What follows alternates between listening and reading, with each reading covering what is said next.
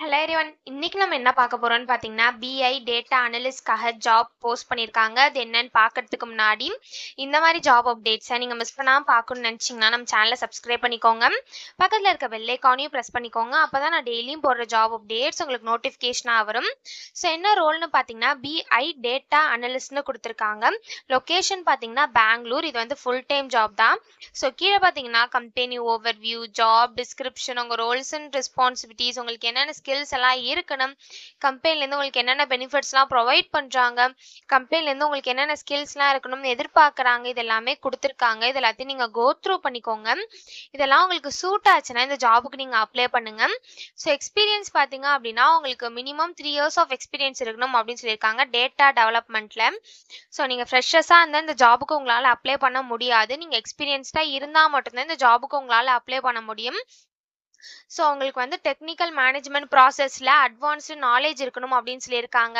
உங்களுக்கு queryலாம் தெரிஞ்சிருக்கணும் அப்படின்னு சொல்லியிருக்காங்க. மைக்ரோசாஃப்ட் பவர் பிஐயில் உங்களுக்கு நல்ல நாலேஜ் அண்ட் எக்ஸ்பீரியன்ஸ் இருக்கணும் அப்படின்னு சொல்லியிருக்காங்க.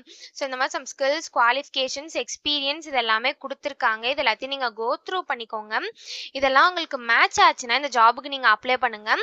ஸோ இது எப்படி அப்ளை பண்ணணும்னு பார்த்தீங்க அப்படின்னா, இங்கே அப்ளை நவுன்னு இருக்கு இல்லையா, அதை கிளிக் பண்ணிங்கன்னா இப்படி ஓப்பன் ஆகும்.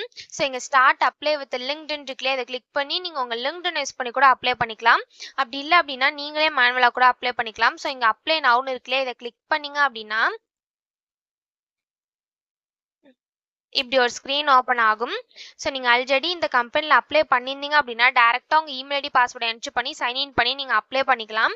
ஒருவேளை நீங்கள் நியூ யூஸராக இருந்தீங்க அப்படின்னா இங்கே கிரியேட் அன் அக்கௌண்ட் இருக்குல்லையே, அதை கிளிக் பண்ணிங்கன்னா இப்படி ஒரு ஸ்க்ரீன் ஓப்பன் ஆகும். ஸோ இந்த இடத்துல உங்கள் இமெயில் ஐடி பாஸ்வேர்டு என்ட்ரு பண்ணிக்கோங்க. பாஸ்வேர்டு வந்து கீழே அவங்க கொடுத்துருக்காங்களே இந்த இன்ஸ்ட்ரக்ஷன் படி உங்கள் பாஸ்வேர்டு நீங்கள் கிரியேட் பண்ணிக்கோங்க. நெக்ஸ்ட் உங்கள் first name, last name, country இது எல்லாத்தையுமே ஃபில் பண்ணிவிட்டு இந்த செக் பாக்ஸில் டிக் பண்ணிவிட்டு கிரியேட் அக்கௌண்ட்னு கொடுத்தீங்க அப்படின்னா உங்களுக்கு அக்கௌண்ட் கிரியேட் ஆகிடும். ஒன்ஸ் உங்களுக்கு அக்கௌண்ட் கிரியேட் ஆனதுக்கப்புறம் நீங்கள் சைன்இன்க்கு போயிட்டு இங்கே ப்ளீஸ் சைன்இன் இருக்கு இல்லையா, அதை கிளிக் பண்ணிங்க அப்படின்னா இந்த ஸ்க்ரீன் ஓப்பன் ஆகும்.